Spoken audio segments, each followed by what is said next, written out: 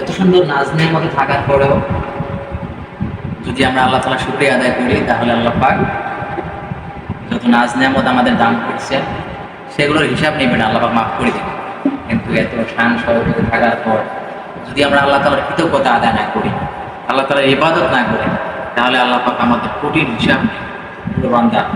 তুমি আমার এত নাজ নেয়ামত খাইছো, আমার যত পৃথিবীতে যত আমার নেয়ামত আছে সব তুমি উপভোগ করছো, কিন্তু আমার ইবাদত করছো না, আযাব দেব। আর যখন এই বান্দারা আল্লাহ পাকের সমস্ত নাজ নেয়ামত ভোগ করার পর আল্লাহ তাআলার কাছে সিজদায় করে বলবে, আল্লাহ আমি আপনার গোলাম, আমার ইবাদত করবে, ইবাদত বন্দেগী করবে, তখন আল্লাহ পাক শুধু এটাই চায়, খুশি হয়ে যাক আমার বান্দা দুনিয়াতে ধন সম্পদ সব নিয়ে নেবে, কিন্তু তার পরিবর্তে সে তো আমার ইবাদত করছে, সে আমার গোলামি করছে, আমার নাজ নেয়ামত আমি তাকে এমনি দান করে দেব।